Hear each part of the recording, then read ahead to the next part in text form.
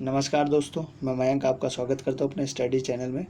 आज हम ये बहुत ही अच्छे टॉपिक के ऊपर डिस्कशन करने वाले हैं और टॉपिक का नाम है बांग्लादेश का संकट। हम चैप्टर 5 पढ़ रहे हैं। चैप्टर 5 पॉलिटिकल साइंस का पढ़ रहे हैं।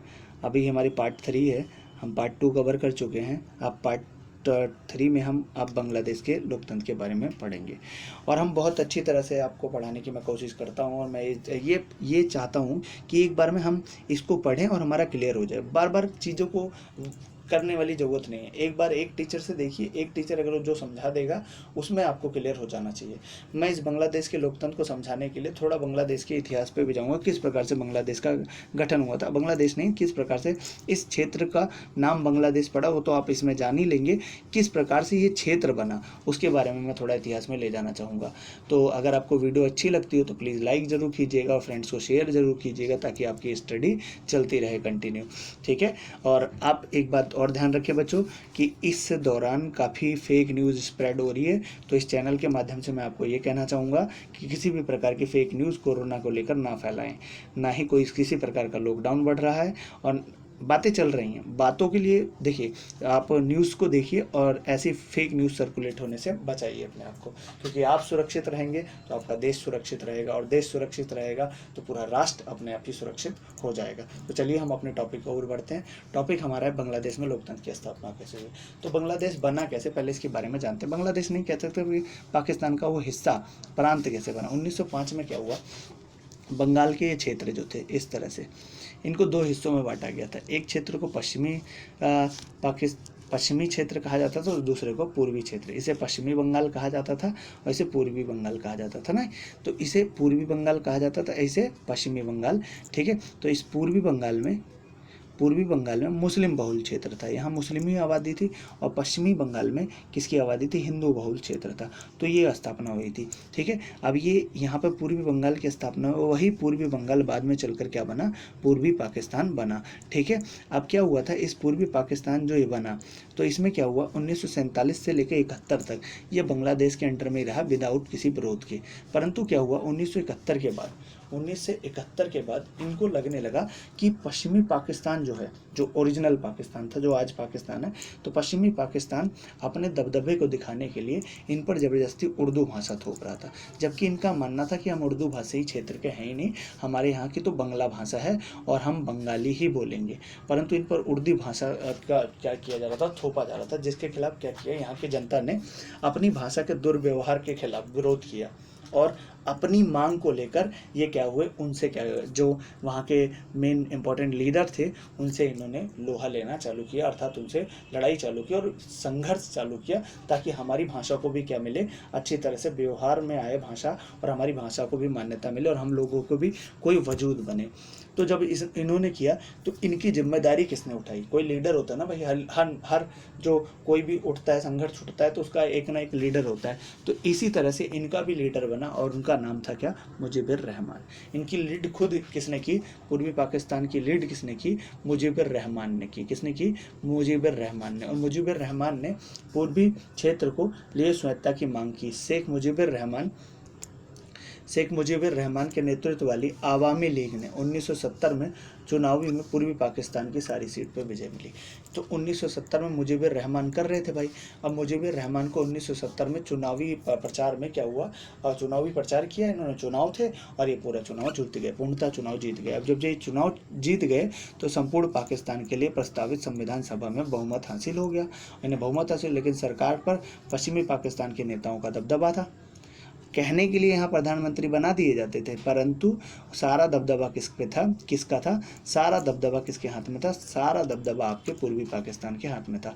तो इन लोगों ने क्या किया, इन लोगों ने, सरकार ने इस सभा में आहूत करने से इनकार कर दिया, मतलब बैठने से मना कर दिया। शेख मुजीबुर को गिरफ्तार कर लिया गया और उनकी जगह पर जनरल याहिल खान को सैनिक शासन, पाकिस्तान में सेना ने, बंगाली जनता ने, याहिल खान शासन में आ गए। और जब याहिल खान शासन में आए तो पूर्वी पाकिस्तान की जो बंगाली जनता थी उन्होंने क्या कर दिया, इनको विरोध करने लगे, आंदोलन करने लगे। और इन्होंने क्या किया, याहिल खान ने इस आंदोलन को कुचलने की कोशिश की। हज़ारों लोग, निहत्थे लोग मारे गए पाकिस्तान में, पूर्वी पाकिस्तान के हज़ारों लोग मारे गए। इस वजह से पूर्वी पाकिस्तान में बड़ी संख्या में लोग भारत में पलायन कर गए। अब जब भारत में पलायन कर गए तो वो दौर था 1970 का दौर था। जब वो भारत में पलायन कर गए 1971 के दौर में वो भारत में पलायन कर गए, तभी भारत में ये वो बांग्लादेशी आर्थिक संकट वाला मुद्दा खड़ा हुआ। अब बांग्लादेशी आर्थिक संकट का जो मुद्दा खड़ा हुआ, तो उसमें कम से कम कुछ नहीं तो मान सकते हैं आप 10 लाख शरणार्थी भारत की ओर आ गए। अब भारत की ओर आ गए तो ये भारत के लिए खतरा था ना, क्योंकि इतने बड़ी संख्या में शरणार्थी आएंगे तो वो राशन खाएंगे, उसके बाद आपकी सुविधाओं का यूज़ करेंगे, जिससे हो सकता है कि आपके यहाँ सुविधाएं ना पहुँच पाएँ, उतनी अच्छी सुविधाएं आपके यहाँ ना मिल पाएँ। तो उन्होंने क्या किया, उस संकट से दूर करने के लिए, उस समय प्रधानमंत्री थे आपकी इंदिरा गांधी, तो इंदिरा गांधी ने क्या किया, इंदिरा गांधी ने इस संकट से उबरने के लिए इन बंगालियों को, इन बांग्लादेशी शरणार्थियों को एक वादा किया कि हम आपके स्वतंत्र होने में क्या करेंगे, मदद करेंगे। जब वादा किया तो अब वादा किया तो उसे निभाना तो पड़ेगा, होता ना, जो वादा किया वो निभाना पड़ेगा। तो वो वादा किया और उसे निभाने की कोशिश उन्होंने की। तो 1971 में उन्होंने वित्तीय और सैन्य सहायता दी, किसको, पूर्वी पाकिस्तान को वित्तीय और सैन्य सहायता दी। और इसी बीच 1971 की जंग भी हमें पाकिस्तान के साथ लड़नी पड़ी। बात है पाकिस्तान से 1971 की जंग हम लड़े और हम जीते भी, और पाकिस्तान की सेना ने हमारे सामने सरेंडर कर दिया। जब पाकिस्तान की सेना ने हमारे सामने सरेंडर किया तो उस आत्मसमर्पण को लेकर हमने बांग्लादेश के निर्माण की साथ हुई। अर्थात हमने क्या किया, बांग्लादेश चाहते उस समय पूर्वी पाकिस्तान अपने में मिला लेते, परंतु हमारी इस प्रकार से किसी भी देश पर किसी भी प्रकार के कब्जा करने की हमारी कोई मंशा नहीं होती, कभी भी हम मंशा नहीं चाहते। ना हमने नेपाल को अपने साइड में मिलाया और ना ही हमने बांग्लादेश को, ना भूटान को। नहीं तो चाहते तो हम इन सबको मिला सकते थे। इनके पास बहुत कम पावर थी उस समय, जिस समय ये आज़ाद होने गए थे, आज़ाद हुए थे, तो चाहते मिला लेते, परंतु भारत की ऐसी कोई इच्छा नहीं थी। तो भारत ने बांग्लादेश को एक स्वतंत्र राष्ट्र घोषित कर दिया। और जब भारत ने बांग्लादेश को एक स्वतंत्र राष्ट्र घोषित किया तो बांग्लादेश ने अपना संविधान बनाकर उसमें एक धर्मनिरपेक्ष, लोकतंत्र तथा समाजवादी देश घोषित किया। अब बहरहाल ये सब तो हुआ। 1975 में जो शेख मुजीबुर रहमान थे, इन्होंने संविधान में संशोधन कर दिया और संसदीय प्रणाली जो संविधान में चल रही थी उसकी जगह पर इन्होंने अध्यक्षात्मक प्रणाली को मान्यता मिली। इन्होंने जो संसदीय प्रणाली चल रही थी उसकी जगह पर इन्होंने अध्यक्षात्मक प्रणाली को क्या की, बहुत ज़्यादा इंपॉर्टेंस दी थी। अब फिर इनकी पार्टी शेख मुजीबुर ने अपनी पार्टी आवामी लीग को छोड़कर अन्य सभी पार्टियों को बैन कर दिया। कहाँ पर बैन कर दिया भाई, बांग्लादेश में बैन कर दिया 1975 में। पहले इन्होंने ही आंदोलन चलाया कि पूर्वी पाकिस्तान अलग हो, अब यही वही तानाशाह वाले बातों पर उतर आए। जब इन्होंने सभी पार्टियों को बैन किया तो इनकी ही पार्टी एक घोषित बची रही, और जब इनकी पार्टी बची रही तो उन्होंने क्या किया, इन्होंने सब पर अपना मतलब बांग्लादेश पर समझो अपना कब्जा सा कर लिया। अब कब्जा कर लिया तो 1975 में अगस्त में सेना ने इनके खिलाफ बगावत कर दी और इसे नाटकीय त्रासदी घटना में मुजीबुर रहमान सेना के हाथों मारे गए। फिर नए शासक जियाउर रहमान ने अपनी बांग्लादेश में नेशनल पार्टी बनाई और 1979 के चुनाव में विजयी रहे।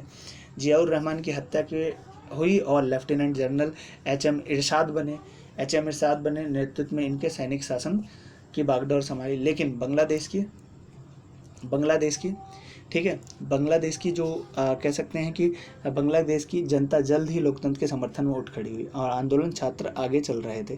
बाध्य होकर जनरल इरशाद ने एक हद तक राजनीतिक गतिविधियों को छूट दी। इसके बाद वह समय पर जनरल इरशाद के 5 साल के लिए राष्ट्रपति निर्वाचित हुए। जनता के व्यापक विरोध के आगे झुकते हुए लेफ्टिनेंट जनरल इरशाद ने राष्ट्रपति का पद 1990 में छोड़ दिया। 75 से फिर से जद्दोजहद चालू हुई, जहां सेना के सर्वोच्च कमांडर अपनी पार्टी बनाकर ही क्या करते थे, इस सत्ता पर हासिल हो जाते थे। वहां 1990 में जनता के विरोध को देखते हुए जनरल इरशाद को अपनी पोस्ट छोड़नी पड़ी और जब छोड़ा तो 91 में चुनाव हुए वहां पर, और चुनाव होने के बाद बांग्लादेश में बहुदलीय चुनाव पर आधारित प्रातिनिधिक लोकतंत्र की स्थापना हुई। तो आपने देखा कि किस प्रकार से 71 में जंग चालू हुई और उस 71 का परिणाम 1990 में निकलकर सामने आया। और 1990 में क्या हुआ कि बांग्लादेश में एक लोकतंत्र की स्थापना हुई। स्थापना हुई। तो आप जाने या किस प्रकार से लोकतंत्र की स्थापना हुई, तो थोड़ा एक बार रिकैप कर देते हैं हम। रिकैप करने के लिए हमने देखा 71 में जंग हुआ, फिर 71 में क्या हुआ, हमने आज़ादी का वादा किया, हमने उसको आज़ाद कराया। आज़ाद कराने के बाद वहाँ 1975 में क्या हुआ, मुजीबुर रहमान ने फिर से अपनी तानाशाह वाला रूप अपनाया, उनको एक मारा, तो इस तरह से अलग अलग लोग आते गए और उन्होंने करते गए। ठीक है, तो अगर आप इसकी जो मैं पढ़ा रहा हूँ इसकी आप PDF चाहिए तो आप मेरा चैनल ज्वाइन कर सकते हैं टेलीग्राम पर, स्टडी विद मयंक के नाम से है। और आप मुझे इंस्टा पर भी फॉलो कर सकते हैं, मयंक त्रिपाठी सर्च करके। ठीक है, और आप मुझे अगर मेरा फेसबुक फेसबुक पेज ज्वाइन करना चाहते हैं तो वो भी ज्वाइन कर सकते हैं, मयंक स्टडी विद मयंक के नाम से है। तो चलिए, आपको हर चीज़ की डिटेल डिस्क्रिप्शन बॉक्स में मिल जाएगी, तो जाइए और उसे देखिए, और आप इसी तरह से मेरे वीडियो को लाइक एंड सपोर्ट करते रहिए। धन्यवाद।